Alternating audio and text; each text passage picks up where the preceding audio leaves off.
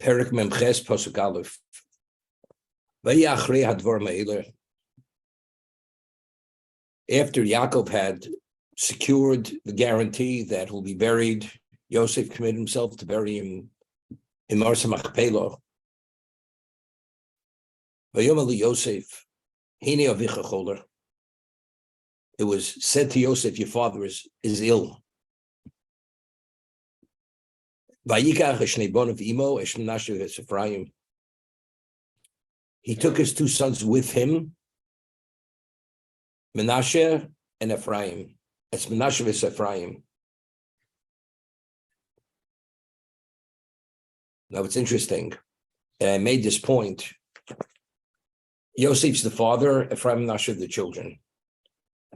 We always say, and we find, let's say, when Noach, the Torah tells us that Noach and his family, his children, were spared from the Mabul, from the great flood.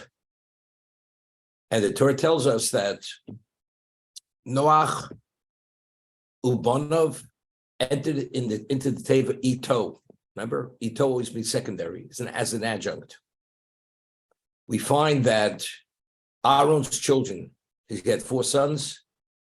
Noda, Avihu, Elazar, Isamar. The Torah uses the term Ito, because why were they Kohanim? Because since their father, Aaron, was chosen to be the Kohen, they being his children, they were chosen. They were not chosen in their own right to be Kohanim. So they were Ito. Together with him, they became Kohanim.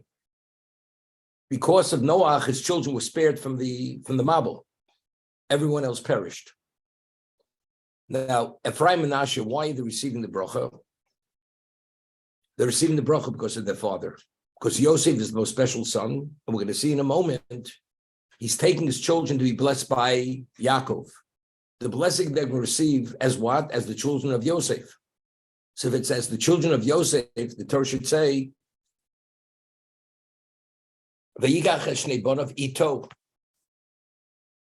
es Ephraim, es Menashe v'es Ephraim. Menashe, the elder one, and Ephraim, the younger one. What does it say? Imo and not ito. Imo always means of equal value, meaning in their own right. They're only receiving the bracha because of what? Because Yosef's their father. So it's secondary to Yosef, as the two examples I just gave. That's firstly. The other thing that bothers me, it could have said Eshnei bonav imo Menashe v'Ephraim. What's es Menashe v'es Ephraim? The S gives a certain degree of identity. S, it's like a pause. Es Menashe v'es Ephraim, each one independently. He's taking both his sons, Ephraim and Menashe. Menashe v'Ephraim. What's the S and the S? So the S indicates that they have certain value unto themselves. Because we're going to see in a moment that what ultimately is going to be the result of this bracha. The result of this bracha is that Ephraim and Menashe, they assume the status of tribes, although they're the grandchildren of Yaakov. So in regard to this bracha, they were the equivalent of their father. Yosef split in two. So they, in terms of their going, they were going to assume the identical status as Yosef. Yosef became Menashe and Ephraim, or Ephraim and Menashe. That's what's the imo, it's not ito. In the Mabul, the primary person was Noach. His children were there secondary. Aaron was the primary Kohen. His children were only Kohanim because he was the Kohen. Because he had that special quality of person. They themselves, they're worthy in their own right to be the tribes. Of course, it's because Yosef raised them the way he raised them. But they, in their own right, have an equal status with their father, although they're grandchildren. Therefore, the Torah uses the term imo, the equivalent, and S, to emphasize, to focus, each of them has that independent value. Es, Menashe, v'es Ephraim. And when he took them, what is the order? Menashe, the elder one, Ephraim, the second one, because later when they actually, Yaakov gives the brachos, the blessings, it says he put his right hand on the head of Ephraim, who's the younger, and his left hand on the head of Menashe. to indicate that Ephraim will be greater than Menashe.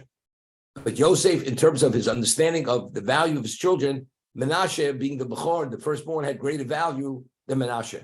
Therefore, it says when he took his sons, he took Es Menashe. He was the one to receive the primary bracha, and Ephraim was going to receive the secondary bracha. They record. Go ahead, Alan. Ask the question, Alan. Rabbi, the question is, if Yosef was so special, he was the viceroy, he was spiritual, he was almost the equivalent of Yaakov. Everything was under his control. Why is it that Yaakov felt the need to send Yehuda ahead to set up the yeshiva and the infrastructure for their life in Goshen? Okay, good question. So what I'd said in the past, we find that the children of Rachel and the children of Yaakov have different functions within the existence of the Jewish people. Yosef, as we explained, he is the Lahova. Yaakov is the fire, Yosef is the flame. In what context is Yosef is the flame? He dominates physical existence, as we showed. He was in the house of Potiphar, although he was a slave. Within a short period of time, he oversaw all the affairs of Potiphar. Nothing was left for Potiphar to do. He rose to the top. He's in prison. A short period, he becomes the warden. He comes out of prison. He becomes the viceroy of Egypt. Not only viceroy of Egypt, because due to the plenty, the famine, he determines existence. He transcends, he dominates the world. The world cannot continue without Yosef. The children of Rachel represent the highest echelon. They dictate physical existence. For what purpose? Yosef is Yosef HaTzadik. As Rachel, as we pointed out, was one of the most beautiful women who lived, and yet she was a matriarch. She dedicated, invested her beauty and all her physicality. It was fully consecrated for God. Her children had that beauty, and that's what we explain why the progeny of Esav only fall within the hands of the progeny of Rachel. Esav represents physicality at the most extreme level. Rachel's children dominate that.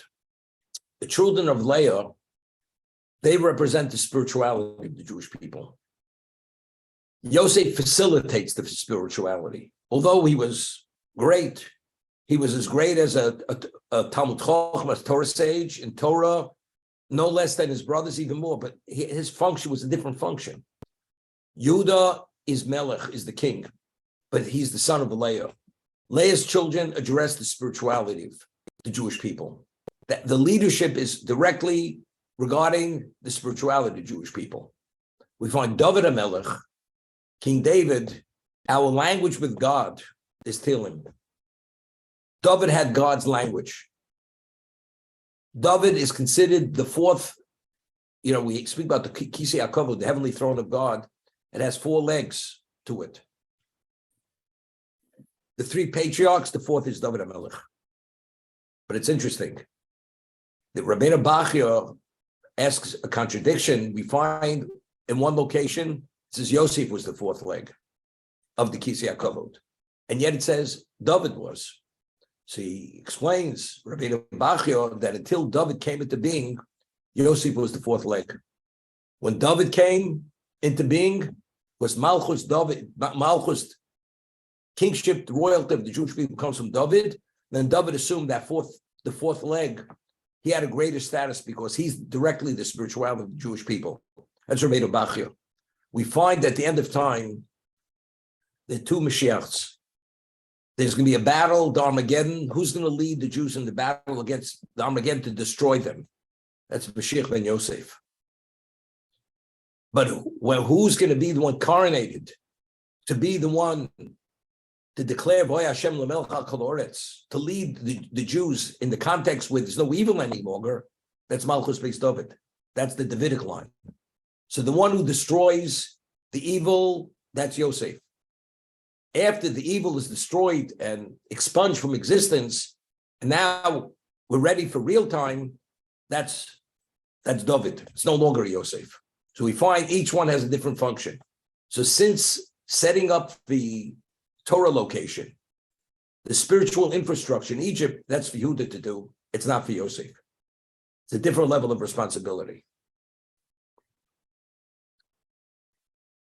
Okay. Just a different level or a different category? Different category. Each one had their area of responsibility.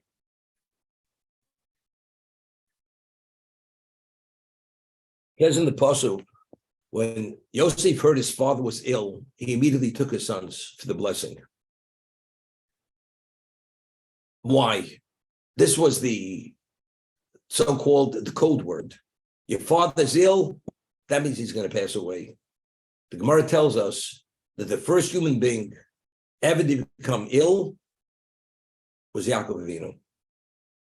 There's Rabbi Kiva Eger, when we studied brachos, the Mechaber rules that, when a person sneezes, one says asisu. Asisu in Aramaic means you should be healed. That's what it means. And in every language we have, you say, God bless you, you say, gesundheit, whatever you say, but there's always a response, why? So Rabbi Kiva Eger, in the glosses on the side of the page, cites a Pirkei Rebbe Lezer, because until Yaakov, how did a person die? We find that when God created Adam, it says, Vayipach ba'apav nishmas chayim. He blew into his nostrils a soul of life.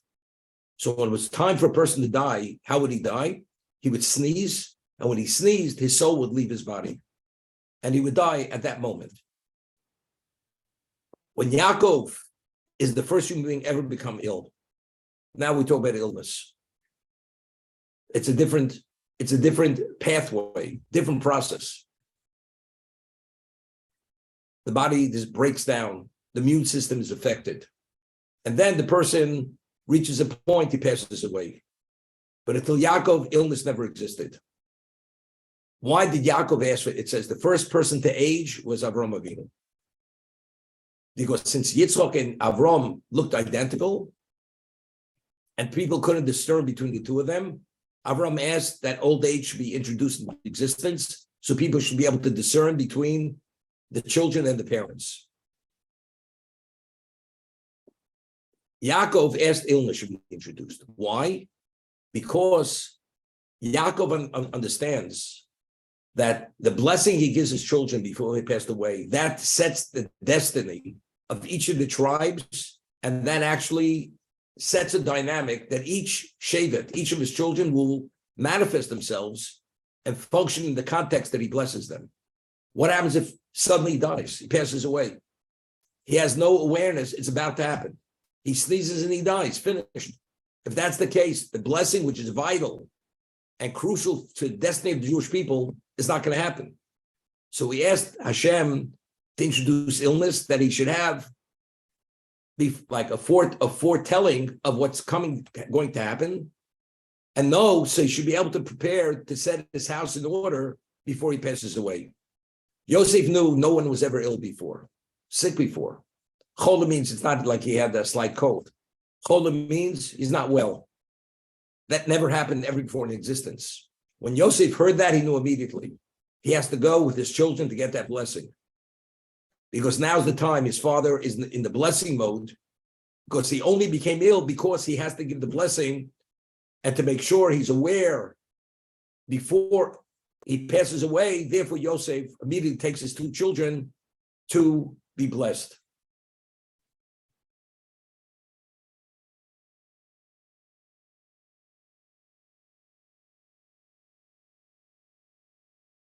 It was with him. Okay, the question is, if God said to David, the Gemara says in Shabbos, that he doesn't divulge the day that a person passes away, how did Moshe know the day that he was going to pass away? Because the last day of his life, he went to console the Jews. He says, today I was born, today I will die. He was exactly 120 years old. But he says to David, so how did Moshe know? And David didn't know. But he did tell him, you will pass away on a Shabbos. So the Or Chaim over here says, when the Torah tells us, "V'yikrevu yemei Yisrael lomus," his days neared, were coming close to pass away, and therefore he summoned Yosef. We said earlier, when Yitzchak gave the bracha to Yosef, he says, I may pass away. Why was it concerned he may pass away? So Rashi over there cites Chazal that he was within 5 years of his mother. His mother passed away at the age of 127. So since he was within that range, he didn't know exactly when. So he says, I want to bless you before I die. So therefore, there's a reason. He had what to go on. Yaakov's father passed away at the age of 180. He was only 147 years old. His grandfather passed away at the age of 175. What's he worried about? So how did he have a sense? It says, Vayikru v'mei Yisrael Lomus. So Rechaim HaKodesh says something phenomenal there. He explains that in a person's neshama, when a person is born, in your soul, he refers to that, you have so many sparks of holiness in your neshama. If you're meant to live, let's say, 100 years, every day of your life, you have a spark of holiness, which has to be perfected. And every day, based on the way you invest your day in spirituality, that determines to what degree you perfect that spark. What happens after the day passes? The spark detaches itself from one's neshama, ascends to heaven, goes into a spiritual account. And every day, another spark is expended. When one reaches the end of his life, you understand, if you're a very spiritual person like Yaakov, you have a sense of how many sparks are left. You know, it's like when a battery is about to run out, you know, everything starts slowing down. And the Or Chaim says you find a person who's phenomenally bright and effective, and towards the end of his life, he becomes feeble. Why does he become feeble? That he becomes feeble is because the majority of the sparks already have been expended. Yaakov, within his own self, had a sense that the intensity and the vibrancy of his being within his spirituality wasn't the same. So he had a sense his days are coming there to pass away. He didn't know the exact day, but because all the sparks were expended and they already detached themselves from his soul was left with very few sparks. So Rechaim HaKodesh says something phenomenal. So it comes out, if a person, let's say, has a day and he wastes a day. So when the spark detaches itself, what happens? You'd say it's lost forever. How could it ever be corrected? So the Or Chaim HaKodesh writes that there's a chesed elyon, there's an exceptional level of chesed from Hashem, that if you do tshuva, if one repents, God allows you to do things to correct even the spark that already detached itself. The tshuva will affect that spark, and that spark could still be affected, impacted positively.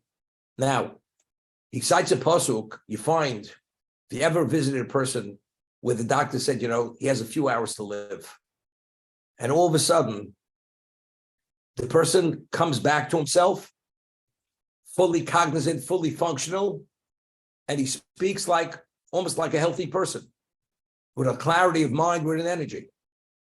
And all of a sudden, the person dies. Why? So Rechaim HaKodesh cites a pasuk in Tehillim that before a person passes away, all the sparks of his lifetime come back into existence, go back into his soul, and that's the last moments of his life. That sums it up. This is who you are.